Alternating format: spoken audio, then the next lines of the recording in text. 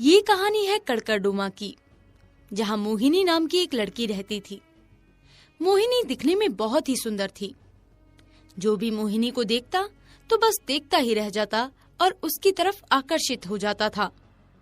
मोहिनी को इस बात पर घमंड था और इसी बात का वो फायदा उठाकर लड़कों को अपने प्यार के जाल में फंसाती थी और उनका फायदा भी उठाती थी।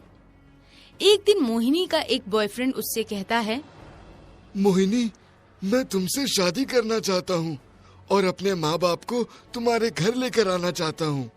अगर तुम शादी के लिए तैयार हो तो क्या मैं 1-2 दिन में अपने मम्मी पापा को लेकर तुम्हारे घर आ जाऊँ? क्या तुम पागल हो गए हो? मैं तुमसे कोई प्यार व्यार नहीं करती हूँ। तुम मेरे लिए सिर्फ और सिर्फ एक टाइम पास हो, जिसके साथ सिर्फ और सिर्फ मैं समय बिता रही हूँ। और रही बात शादी की, वो भी तुमसे? अरे ना बाबा ना, मैं तो बस एक अमीर घर के लड़के से शादी करूंगी जो मुझे हर चीज ला कर देगा, मेरे बोलने से पहले ही मेरे कदमों में सब चीजें रख देगा। मुझे तो बस ऐसे ही लड़के से शादी करनी है जो बहुत अमीर हो। मोहिनी, ये तुम कैसी बातें कर रही हो? तुम तो मुझसे प्यार के दावे करती थी और आज तुम कह रही हो कि तुम मुझसे प्यार नहीं करती। मैं तुम्हारे लिए खिलौना हूँ। ऐसा मत कहो मोहिनी, मैं तुमसे बहुत प्यार करता हूँ। मैंने तुम्हारे बारे में अपने घर वालों को भी बता रखा है। तुम मेरा दिल मत तोड़ो, मैं अपनी जान दे दूंगा तुम्हारे लिए। मोहिनी, मेरे साथ ऐसा मत करो प्लीज। मोहिनी उस लड़की की बात नहीं सुनती और वहाँ से चली जाती है और अगले ही दिन वो लड़का जान दे देता है। ना जाने मोहिनी की वजह से कितने लड़कों ने आत्महत्या की कोशिश की है और कितनों ने जान दी है, लेकिन मोहिनी को इस बात का कोई पछतावा नहीं था। उसका बस एक ही काम था कि सिर्फ लड़कों को पागल बनाना और उनका फायदा उठाना। एक दिन शहर के राजा का लड़का दुष्यंत शहर में घूम रहा था तो उसकी नजर मोहिनी पर पड़ गई।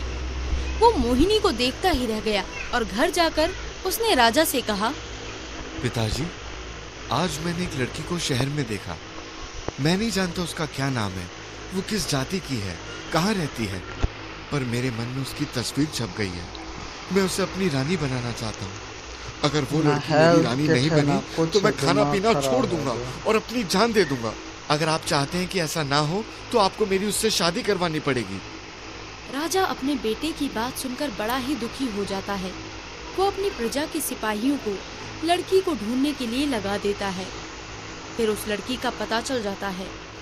राजा को पता चलता है कि वो लड़की बहुत ही गरीब घर की है और ना जाने कितने लड़कों ने उसकी वजह से जान दी है। राजा ये बात सुनकर और भी ज्यादा दुखी हो जाते हैं कि उनका बेटा जिस लड़की को पसंद करता है वो उसके लायक नहीं है। वो लड़की रानी बनकर ना जाने उसके बेटे का क्या हाल करेगी। वो बड़े ही दुखी मन से अपने बेटे को सारी बात बताते हैं। बेटा दुष्यंत, चलो रस करते आपने हैं। जिस लड़की को रानी बनाने का फैसला किया है वो रानी बनने लायक नहीं है। हम खानदानी लोग हैं, पूरे शहर में हमारी चर्चा है, और जिस लड़की को तुमने पसंद किया है वो बहुत ही गरीब घर से है। मैं गरीबी तो देख सकता हूँ, लेकिन मुझे पता चला है कि उस लड़की की सुंदरता की वजह से न जाने कितने लड़कों ने अपनी जान दे दी है। मैं ऐसी लड़की से तुम्हारा विवाह कैसे करवा सकता हूँ? तुम कोई और लड़की अपने लिए पसंद कर लो, मैं उससे तुम्हारा विवाह करा दूंगा, पर इस लड़की से तुम्हारा विवाह नहीं हो सकता। बोर्ड आ रहा था ना, इसीलिए। आप ये कैसी बातें कर रहे हैं? मैंने जिंदगी में पहली बार आपसे कुछ मांगा है और वो भी आप मुझे नहीं देना चाहते। मैं कुछ नहीं सुनना चाहता, मुझे उसी से शादी करनी है। आपको मेरी उससे शादी करानी ही पड़ेगी, नहीं तो मैं अपनी जान दे दूंगा। अब आप सोच लीजिए, आपको उस लड़की को अपने खानदान की बहू बनाना है या अपने बेटे को खोना है? बेचारा राजा अपने बेटे के हाथों मजबूर होकर अपने बेटे का विवाह मोहिनी से करवा देता है और मोहिनी रानी बन जाती है। कुछ दिन तो वो अच्छे से बिताती है, फिर उसके दिमाग में फिर से फितूर चढ़ता है। उसे नए नए लड़कों की जरूरत महसूस होती है और वो तरकीब लगाती है। फिर वो रात को दुष्यंत को नींद की गोली देकर सुला देती है और अपनी प्रजा और सिपाहियों में से हट्टे कट्टे जवान लड़कों को बुलाती है। फिर वो उन लड़कों से कहती है, मैं तुम्हें बहुत पसंद करती हूँ, इसीलिए मैंने अपने पति को नींद की गोली देकर सुला दिया है। तुम तो जानते हो मैं यहाँ की रानी हूँ और मेरा पति मेरे काबू में है, इसीलिए मैं जो कहती हूँ वो तुम्हें करना ही होगा। चलो तुम मेरे लिए नाच कर दिखाओ। ये आप हर रोज एक नई कहानी देखने के लिए चैनल को सब्सक्राइब करें और बेल आइकन दबाना ना भूलें। कैसी बातें कर रही हैं महारानी? मैं नाच कैसे सकता हूँ? आप मुझे पसंद कैसे कर सकती हैं?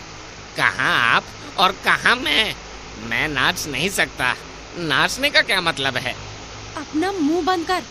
तू नहीं जानता तू किससे बात कर रहा है। मैं यहाँ की रानी हूँ और तुझे वही करना होगा जो मैं चाहती हूँ।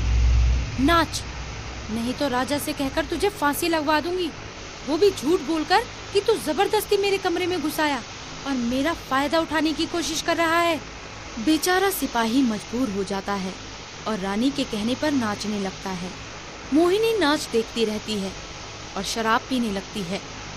जब वो थक जाती है तो उस सिपाही के साथ संबंध बनाती है और रानी का रोज रोज यही काम होने लगता है।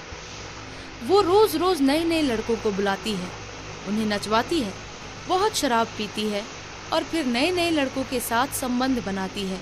फिर एक दिन राजा को इसकी खबर पड़ जाती है और वो मोहिनी की रोज रोज की हरकतों से दुखी होकर अपने बेटे से कहता है, दुष्यंत, तुम्हें पता भी है तुम्हारी पत्नी क्या हरकतें कर रही है? हमारी शहर में थू थू हो रही है। लोग बातें बना रहे हैं कि तुम्हारी पत्नी सिपाही और प्रजा का फायदा उठाती है, उन्हें नचाती है। क्या तुम्हें इस बात का पता नहीं है? तुम तो कमरे में ही रहते हो। पिताजी, ये आप कैसी बातें कर रहे हैं? मैं कमरे में ही रहता हूँ, रात को उसी कमरे में सोता हूँ, सुबह उठता हूँ। मुझे तो ऐसा कुछ नहीं दिखता। मुझे पता है कि आप मोहिनी को पसंद नहीं करते हैं, लेकिन इसका ये मतलब नहीं है कि आप मेरी पत्नी पर ऐसी गंदी हरकतें करने का इल्जाम लगाएंगे। अगर आप ऐसा ही चाहते हैं तो मैं अपनी पत्नी के साथ इस महल से दूर चला जाऊंगा। क्या आप चाहते हैं कि मैं ऐसा करूं? आप मुझे और मेरी पत्नी को अकेला छोड़ दीजिए और भगवान के लिए मेरी पत्नी पर ऐसे उल्टे सीधे इल्जाम लगाना बंद करें। राजा दुष्यंत को समझाने की बहुत कोशिश करता है, लेकिन दुष्यंत राजा की एक बात नहीं मानता। राजा को कुछ भी समझ नहीं आता। मजबूर होकर वो एक कठिन फैसला लेता है। वो फैसला लेते हैं कि मोहिनी के खाने में जहर मिलाकर उसे मार दिया जाए और बावर्ची ऐसा ही करता है। वो मोहिनी के खाने में जहर मिला देता है, जिस वजह से मोहिनी की मौत हो जाती है और राजा ये ऐलान कर देता है कि मोहिनी ने ना जाने किस कारण आत्महत्या कर ली। दुष्यंत को इस बात का पता चलता है। वो भी बहुत दुखी होता है, लेकिन कैसे न कैसे करके राजा उसे संभाल लेता है और वो और भी बहुत सुंदर लड़की से दुष्यंत की दूसरी शादी करा देता है और दुष्यंत उसके साथ खुशी खुशी अपना जीवन बिताने लगता है। हमारा चैनल सब्सक्राइब करना मत भूलिए। हम जल्द ही लौटेंगे एक नई कहानी के साथ। धन्यवाद।